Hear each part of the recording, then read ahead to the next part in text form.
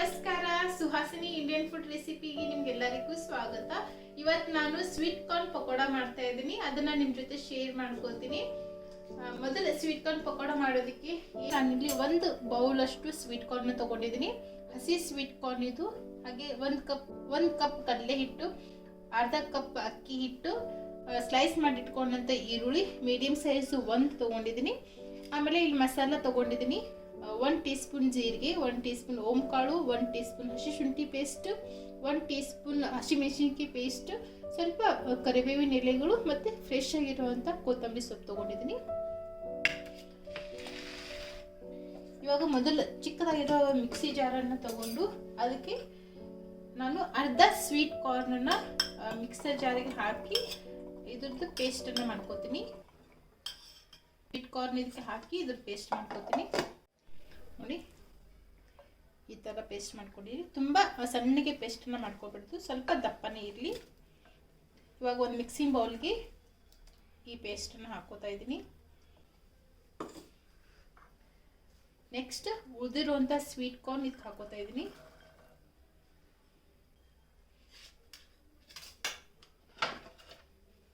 ಇವಾಗ ಈರುಳ್ಳಿ ಹಾಕೊಳ್ಳೋಣ.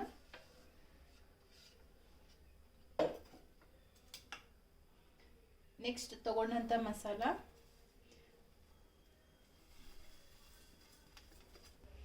ಅರ್ಧ ಟೀ ಸ್ಪೂನ್ ಅರಿಶಿನ, ಮತ್ತು ಖಾರಕ್ಕೆ ನಾನು ರೆಡ್ ಚಿಲ್ಲಿ ಪೌಡರನ್ನು ಹಾಕೋತಾ ಇದ್ದೀನಿ.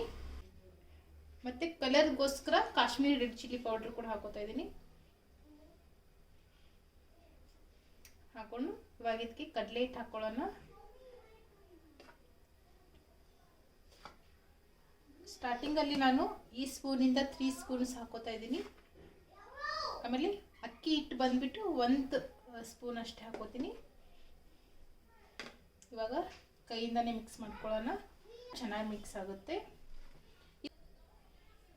ರುಚಿಗೆ ತಕ್ಕಷ್ಟು ಉಪ್ಪು,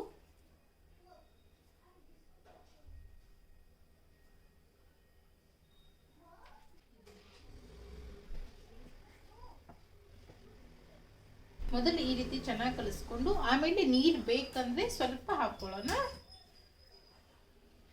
ಇಲ್ಲಿ ಇನ್ನ 1 ಸ್ಪೂನ್ ಅಷ್ಟು ಕಡಲೆ ಹಿಟ್ಟು ಹಾಕೋತಾ ಇದ್ದೀನಿ. ಮತ್ತೆ ಅರ್ಧ ಸ್ಪೂನ್ ಅಷ್ಟು ಅಕ್ಕಿ ಹಿಟ್ಟು. ಅದು ಬೈಂಡಿಂಗ್ ಸರಿಯಾಗಿ ಆಗಿಲ್ಲ ಅಂದ್ರೆ ನೀವು ನೋಡ್ಕೊಂಡು ಕಡಲೆ ಹಿಟ್ಟು ಮತ್ತೆ ಅಕ್ಕಿ ಹಿಟ್ಟನ್ನ ಹಾಕೊಳ್ಳಿ. ಇವಾಗ ನೀರು ಹಾಕೋತಾ ಇದ್ದೀನಿ. ಸ್ವಲ್ಪ ನೀರು ಕಡಿಮೆ ಅನಿಸ್ತಾ ಇದೆ. ಸ್ವಲ್ಪ ಬೇಕಂದ್ರೆ ಮತ್ತೆ ಇನ್ನೊಂದು ಸ್ವಲ್ಪ ನೀರು ಹಾಕೊಳ್ಳೋಣ. ನೋಡಿ, ಇನ್ನೂ ಗಟ್ಟಿಯಾಗಿದೆ. ಇನ್ನೊಂದು ಸ್ವಲ್ಪ ಹಾಕೋತಾ ಇದ್ದೀನಿ.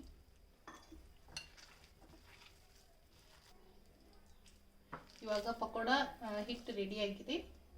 ನೋಡಿ, ಅದಕ್ಕೆ ಇರಬೇಕು. ಎಣ್ಣೆ ಕಾಯೋದಕ್ಕೆ ಇಟ್ಟಿದ್ದೀನಿ. ಇಲ್ಲ, ಮೊದಲು ಸ್ವಲ್ಪ ಹಿಟ್ಟನ್ನು ಹಾಕ್ಬಿಟ್ಟು ಚೆಕ್ ಮಾಡೋಣ ಎಣ್ಣೆ ಕಾದಿದೆ ಇಲ್ಲ.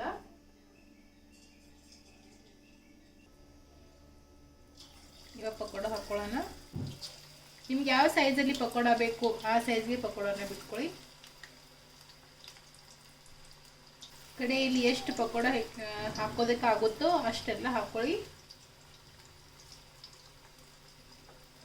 ಪಕೋಡ ಹಾಕಿದ್ಮೇಲೆ ಗ್ಯಾಸ್ ಫ್ಲೇಮ್ ಮೀಡಿಯಂ ಇಟ್ಕೊಳ್ಳೋಣ. ಇದು ಬೇಯೋದಕ್ಕೆ ಒಂದು 5 ನಿಮಿಷ ಬೇಕಾಗುತ್ತೆ. ಸೊ ಹಾಕಿದ ತಕ್ಷಣ ಇಮಿಡಿಯೇಟ್ಲಿ ಪಕೋಡನ ಟರ್ನ್ ಮಾಡ್ಕೊಳ್ಳೋದಕ್ಕೆ ಹೋಗಬೇಡಿ. ಒಂದು 5 ನಿಮಿಷ ಹೀಗೆ ಎಣ್ಣೆಲಿನೇ ಬಿಡೋಣ. ಇವಾಗ ಸ್ಲೋ ಆಗಿ ಇದನ್ನ ಟರ್ನ್ ಮಾಡ್ಕೊಳ್ಳೋಣ.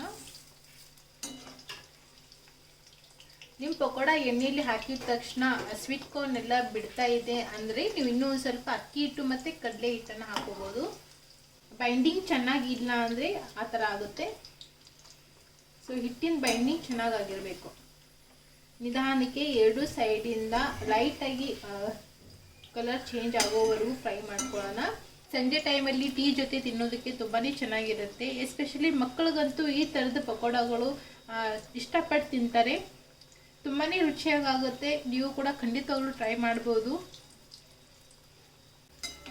ನಾವು ಇಲ್ಲಿ ಹಸಿ ಸ್ವೀಟ್ ಕಾರ್ನ್ ಯೂಸ್ ಮಾಡಿದ್ದೀವಿ. ಸೊ ಒಳಗಡೆಯಿಂದ ಕೂಡ ಚೆನ್ನಾಗಿ ಬೇಯಬೇಕದು. 2 ಸೈಡಿಂದ ಲೈಟಾಗಿ ಗೋಲ್ಡನ್ ಕಲರ್ ಬಂದಿದೆ. ಇವಾಗ ನಾನು ಟಿಶ್ಯೂ ಪೇಪರ್ ಮೇಲೆ ತಕ್ಕೋತಾ ಇದ್ದೀನಿ.